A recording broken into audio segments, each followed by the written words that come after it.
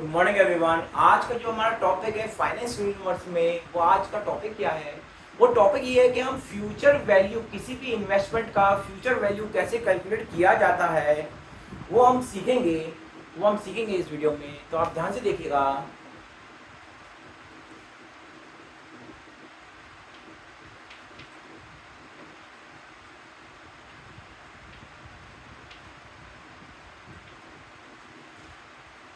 Investment क्या होता है? किसी भी जो हमारी सेविंग होती है, जो हमारी बचत होती है, वो बचत को किसी में निवेश करना, किसी एसेट क्लास में निवेश करने को इन्वेस्टमेंट कहते हैं। उसे इन्वेस्टमेंट कहते हैं। तो हम किसी भी एसेट क्लास में इन्वेस्ट कर रहे हैं, फिर वो एफडी हो, वो पीएफ हो, वो स्टॉक हो, वो जमीन हो, है ना। किसी भी एसेट क्लास में अगर हम पैसा इन्वेस्ट करते हैं तो उसे निवेश या इन्वेस्टमेंट कहा जाता है ना। इन्वेस्टमेंट हमारे दो प्रकार से किए जाते हैं। इन्वेस्टमेंट दो प्रकार से किए जाते हैं। पहला होता है लमसम और दूसरा होता है एसआईपी। एसआईपी का full form systematic investment plan. Lump sum माने आपके पास 1 लाख रुपए थे और 1 लाख आपने, मान लो 1 लाख का आपने सोना खरीद लिया, तो वो पूरा 1 लाख रुपए एक बार में आपने इन्वेस्ट कर दिया। उस इन्वेस्टमेंट को लमसम इन्वेस्टमेंट कहते हैं, है ना। लमसम इन्वेस्टमेंट कहते हैं, एक बार में पूरा पैसा लगा दिया हमने, है ना। और फिर एसआईपी क्या होता है? एसआईपी होता है जो आप किसी भी एसेट क्लास में पर मंथ जो पैसा जमा करते हैं, पर मंथ जो पैसा जमा कर रहे हैं। मान लीजिए आप हर महीने प्रोविडेंट फंड पीएफ में, जैसे कि 2000 का पीएफ आप कर रहे हैं, हर महीने 2000 रुपए आप जमा कर रहे हैं पीएफ में। हर महीने 2000 रुपीज आपके अकाउंट से डेबिट हो रहे हैं, वो निकाले जाने हैं और पीएफ में डाले जाने हैं, है ना। तो इसे एसआईपी कहते हैं। इसे क्या कहते हैं? एक तरीके का एसआईपी कहते हैं, है ना। जैसे एफडी होता है, एफडी के केस में वो आरडी होता है। एफडी के केस में आरडी होता है। जैसे म्यूचुअल फंड, स्टॉक, इसमें हम एसआईपी की बात करते हैं। और हमारा एफडी के केस में हम आरडी की बात करते हैं। आरडी हमारी रिकरिंग डिपॉजिट। आरडी कोई इंस्ट्रूमेंट नहीं होता है, आरडी हमारा इंस्ट्रूमेंट नहीं होता है। एफडी हमारा फाइनेंशियल इंस्ट्रूमेंट है। तो एफडी में हम जो निवेश कर रहे हैं, उसका जो प्लान है, पर मंथ जो हम पैसा जमा कर रहे हैं, उसे रिकरिंग डिपॉजिट कहते हैं, आरडी कहते हैं, रिकरिंग डिपॉजिट। ठीक है। अब ये तो हमको समझ में आ गया कि एसआईपी क्या है, आरडी क्या है और लमसम क्या है ना। अब इसके आगे देखते हैं।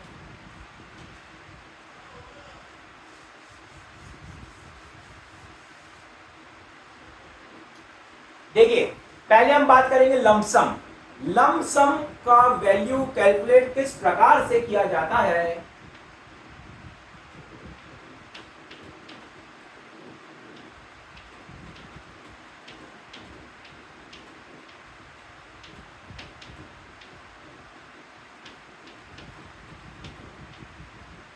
लमसम इन्वेस्टमेंट में जो हमारा अमाउंट माने जो फ्यूचर वैल्यू है, चलिए इसे फ्यूचर वैल्यू लिख लेते हैं तो आपको ज्यादा क्लियर रहेगा। यहां पे लिखा future value equal to P bracket में 1 प्लस आर अपॉन 100 की पावर n। ये फॉर्मूले का उपयोग किया जाता है ना। तो यहाँ पे P माने क्या है?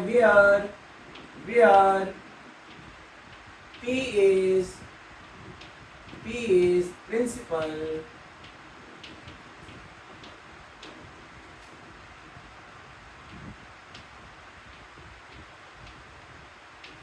है ना। और R क्या है हमारा? Yearly rate of return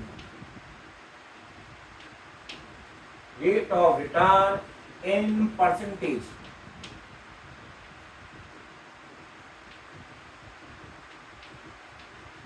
yearly rate of return in percentage, ये आर है हमारा, है ना। अब इस फॉर्मूले का, इस सूत्र का, फॉर्मूले को हिंदी में सूत्र कहते हैं। इस फॉर्मूले का उपयोग कैसे किया जाता है आप ध्यान से देखिएगा। मान लीजिए आपके पास 1 लाख रुपए है, आपके पास 1 लाख रुपए है। अच्छा मैंने एन के बारे में नहीं बताया। एन क्या है हमारा, एन है number of years, number of years, number of years of investment, है ना।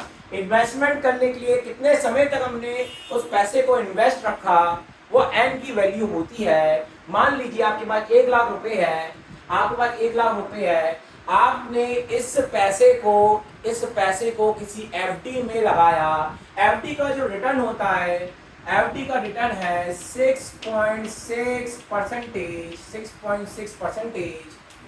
आर की वैल्यू होगी 6.6%, एफडी का रेट है ये, है ना। और यहाँ पे ये एफडी का रेट है 6.6%, और हमने एन की वैल्यू ली। हमने बोला कि मेरे रिटायरमेंट किसी व्यक्ति का जो कार्यकाल होता है, कोई भी कार्यकाल हो, मतलब वो बिजनेस करे या हमारा कोई नौकरी करे, उसका कार्यकाल 30 साल का होता है। तो यहाँ पे एन का मान मैंने 30 लिया, एन का मान 30 लिया। तो आपको देखना है इस 1 लाख का मान, 1 लाख की वैल्यू आफ्टर 30 इयर्स के बाद कितनी होगी, वो वैल्यू पता करने के लिए हम इस फॉर्मूले का उपयोग करेंगे, अब यहाँ पे लिखा है 1 लाख इंटू 1 प्लस कितना है 6.6 डिवाइडेड बाय 100 की पावर क्या होगा 30, पावर 30 लिखेंगे। 1 लाख इंटू ये होगा हमारा 1 प्लस 0.066 की पावर 30, और इसको आगे सॉल्व करने पे 1 लाख, है ना, 1 लाख हो गया। हाँ, ये हो जाएगा 1.066 की पावर 30। अब इसका वैल्यू कैलकुलेट कर लेते हैं। इसका वैल्यू निकालने के लिए, इसका मान निकालने के लिए मैं कैलकुलेटर का उपयोग कर रहा हूं, क्योंकि कैलकुलेशन टफ है ना। पावर 30,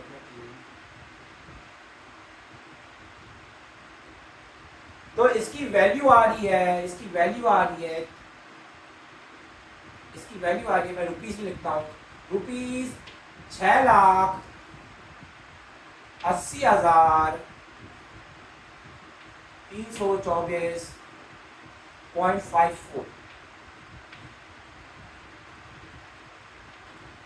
इसका हमको अर्थ क्या पता चल रहा है, अगर हम पैसे को एफडी में रखेंगे और एफडी में जो पैसा रखा है वो 1 लाख रुपए है, तो 30 साल के बाद वो पैसा लगभग 7 गुना हो गया, अप्रोक्स वैल्यू कितनी है 7 गुना। तो हमारा 30 साल में वो 1 लाख रुपए बढ़ के 7 गुना हो गए, लगभग 7 गुना हो गए, है ना। और हमारा ये किसमें था, एफडी में था। इसी तरीके से लमसम इन्वेस्टमेंट का कैलकुलेशन होता है। लमसम इन्वेस्टमेंट की वैल्यू को इसी प्रकार से निकाला जाता है। यहाँ कोई दिक्कत, क्लियर है ना।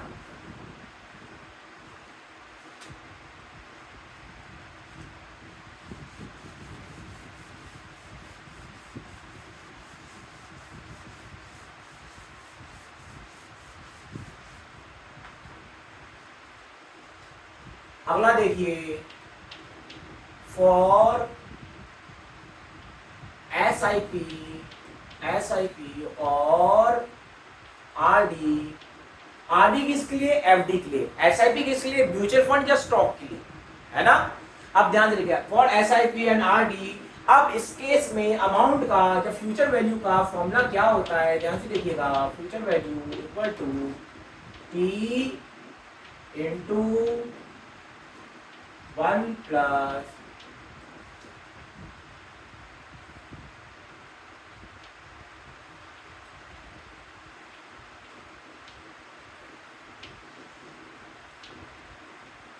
ये हमारा फ्यूचर वैल्यू का फॉर्मूला होता है। ये फॉर्मूले का उपयोग करके फ्यूचर वैल्यू निकाली जाती है एसआईपी केस में। मतलब हर महीने हम कुछ ना कुछ पैसा हमारी बचत से वो पैसा निवेश कर रहे हैं, और निवेश करने के बाद उसकी कुछ वैल्यू निकल के आएगी। उस वैल्यू को कैलकुलेट करने का क्या तरीका है, ये फॉर्मूला उस वैल्यू को कैलकुलेट करने का तरीका है ना। ध्यान से देखिएगा इस फॉर्मूले का उपयोग कैसे करते हैं। यहाँ पे वेयर पी है मंथली इन्वेस्टमेंट,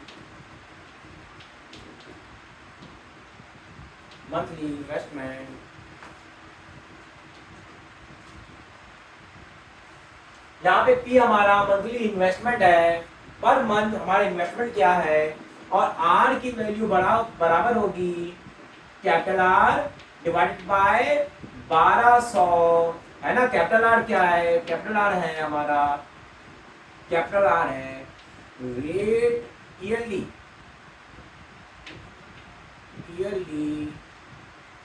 और annual rate of return.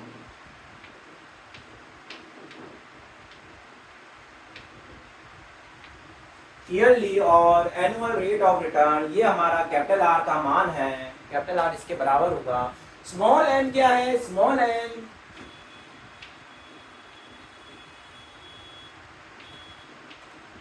Number of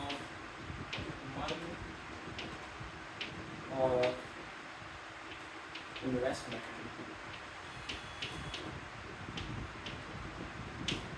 number of month of investment, ये हमारा क्या होगा, ये हमारा स्मॉल एन की वैल्यू होगी। अब इस फॉर्मूले का उपयोग सीखेंगे। इस फॉर्मूले का उपयोग कैसे करते हैं, मैं यहाँ पे इसको सॉल्व करके दिखाता हूँ। मैंने बोला कि पर मंथ मैं लगा रहा हूँ एसआईपी कितने की, मैं 2000 रुपये की एसआईपी लगा रहा हूँ। मैं 2000 रुपये की एसआईपी कर रहा हूँ, 2000 रुपये की एसआईपी कर रहा हूँ। मैंने बोला कि मैं 18 साल का हूँ, मैं 18 साल का हूँ, और मैं अपनी रिटायरमेंट तक पहुँचने तक मैं हर महीने 2000 रुपये का निवेश करता हूँ किसी हमारे एसेट क्लास में। तो मुझे अपने 60 साल की उम्र में कितना पैसा मिलेगा, मुझे 60 साल की उम्र में कितना पैसा मिलेगा, वो पैसे की वैल्यू मुझे कैलकुलेट करनी है। ध्यान से देखिएगा, ये पी की वैल्यू है। आर बोला मैंने बोला ये पैसा मैंने पीएफ में लगाया है। पीएफ माने प्रोविडेंट फंड। प्रोविडेंट फंड का जो रिटर्न होता है वो 7.1% होता है। प्रोविडेंट फंड का रिटर्न कितना होता है, 7.1% होता है। तो 7.1% हमारा प्रोविडेंट फंड का रिटर्न है। अच्छा, ये स्मॉल आर की वैल्यू नहीं होगी, ये हमारी वैल्यू होगी कैपिटल आर की। कैपिटल की ईयरली रिटर्न है, पर एनम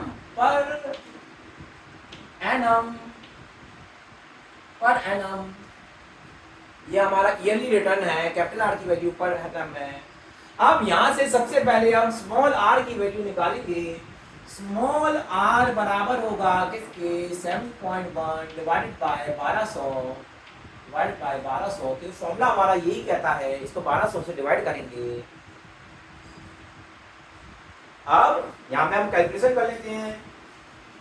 तो हमारा 7.1 डिवाइडेड बाय 1200, ये हमारी वैल्यू निकल के आ रही है 0.00591।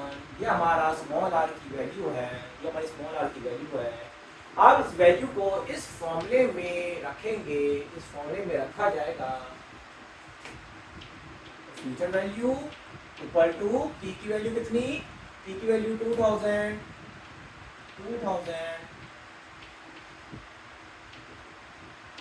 1 प्लस 0.00591,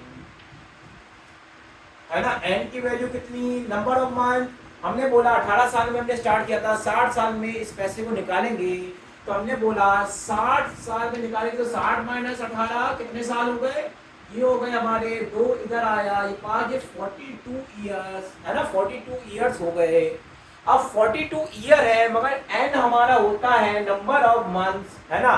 तो हम 12 से और मल्टीप्लाई करेंगे इससे, तो हम लिखेंगे यहाँ पे 42 इंटू 12, 42 इंटू 12, फिर यहाँ पे लिखेंगे -1 और यहाँ पे ऐसे कोष्टक हमने बंद कर दिया, डिवाइडेड बाय 0.000591 है ना, 0.00591।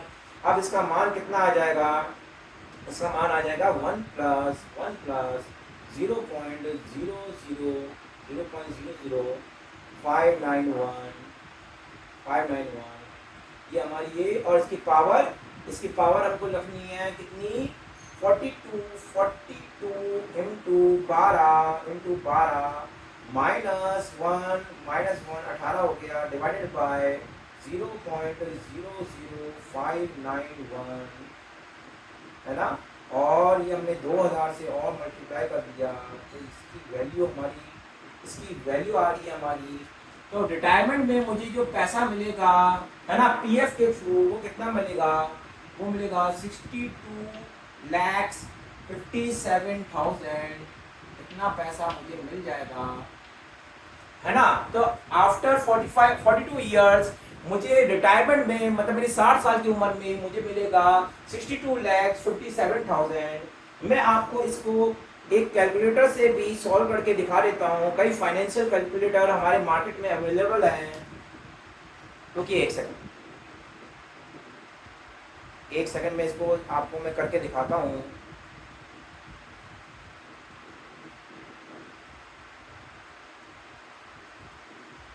ये हमारा रिटर्न कितना था, 7.1 और कितने के लिए, 42 ईयर। इस कैलकुलेटर की जो लिमिट है वो 40 इयर्स में है। एक काम करते हैं, इस वैल्यू को पहले 40 इयर्स में कैलकुलेट कर लेते, तो आपका आंसर मैच हो जाएगा ना। इसको 40 कर लेते हैं, हम बोल रहे 40 साल कर रहे हैं इन्वेस्ट, है ना, क्योंकि हमारी कैलकुलेटर में 42 तक लिमिट नहीं है इस कैलकुलेटर की, तो हमको हमारा चेक नहीं हो पाएगा कि हमारा आंसर सही आएगा कि नहीं आया। तो हमने 40 पे कर लिया इसे। 40 पे करने पे हमारा जो कैलकुलेशन करेंगे, देखिएगा अभी 40 पे करके देखते हैं इसे कितना आएगा, 1.10591 की पावर 40 इंटू 12 और ये लिखा -1 है ना, और हमने इसको डिवाइड किया 0.00591 है ना, और इसको मल्टीप्लाई करा, गुणा करा हमने 2000 से 2000 से हमने मल्टीप्लाई किया, 2000 से मल्टीप्लाई किया,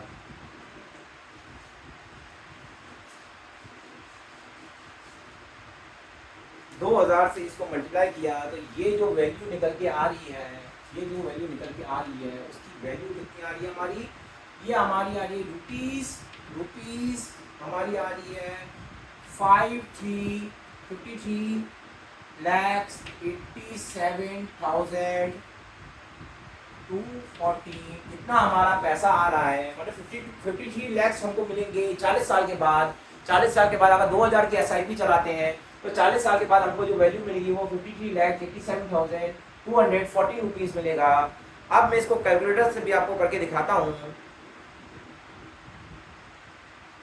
देखिए बेटा, इसमें देखिए आप मेरी बात सुनिएगा, यहाँ पे जो 0.00591 मैंने यहाँ तक मैंने नंबर रोक दिया है, मगर ये नंबर आगे तक भी जाएगा, जैसे 0.00591 2 3 4 ऐसे करके ये वैल्यू आगे भी जाएगी। तो ये अप्रॉक्स वैल्यू आ रही है हमारी, एक अप्रॉक्स वैल्यू आ रही है। तो मेरा जो मैनुअल कैलकुलेशन है वो अप्रॉक्स वैल्यू दे रहा है, मगर जो कैलकुलेटर में ये वैल्यूज पूरी एंड तक इससे कंसिडर करी होगी। मैं आपको इस पे दिखाता हूँ, मैं ये विजिबल है कि नहीं है। ये वैल्यू जो आ रही है वो आ रही है 51 लाख है ना 3,574 रुपीज़, उसी वैल्यू के पास आ रहा है, उसी वैल्यू की इसलिए पास आ रहा है। ये दिख रहा है कि नहीं दिख रहा है, एक बार मैं चेक कर लेता हूँ। ये आपको वैल्यू दिख रही है, ये वैल्यू 51 लाख 3,574 रुपीज़ है ना। तो ये जो वैल्यू आ रही है, जो मैंने वैल्यू कैलकुलेट करी है, ये अप्रॉक्स वैल्यू है, अप्रॉक्स वैल्यू, क्योंकि मैनुअल कैलकुलेशन करी है, मैंने अपने हाथ से कैलकुलेशन करी है, मगर ये कैलकुलेटर में एग्जैक्ट वैल्यू आ रही है कि एग्जैक्ट वैल्यू कितना होगा। ये कैलकुलेटर इसी फॉर्मूले पे आधारित है। इसे ये जो कैलकुलेटर है, ये ग्रो का कैलकुलेटर है, ग्रो हमारा एक हमारा सर्टिफाइड स्टॉक ब्रोकर है ना। तो ये स्टॉक ब्रोकर का जो हमारा कैलकुलेटर है ये हमारा इसी फॉर्मूले पे आधारित है, इसी फॉर्मूले का उपयोग करता है, इन दो फॉर्मूलों का, लमसम के लिए जो पहला दिखाया था और हमारा क्या नाम है एसआईपी के लिए ये फॉर्मूला है ना, इन्हीं फॉर्मूलों का उपयोग करके ये आंसर बताता है। अब मेरी बात ध्यान से सुनिएगा, आज की क्लास मेरी यहीं तक है ना। मैंने आपको दो तरीके से अमाउंट कैलकुलेट या फ्यूचर वैल्यू कैलकुलेट करना सिखाया है। पहला क्या तरीका लमसम, दूसरा एसआईपी या आरडी, है ना। इस तरीके से हम वैल्यू को कैलकुलेट कर सकते हैं। आई होप बेटा आप सबको ये चीज मेरी समझ में आई होगी, पसंद आया होगा, है ना। आपको अच्छी लगे ये वीडियो तो आगे लाइक शेयर करें, इससे मुझे भी मोटिवेशन मिलेगा आगे और वीडियो बनाने का। ठीक है, थैंक यू वेरी मच।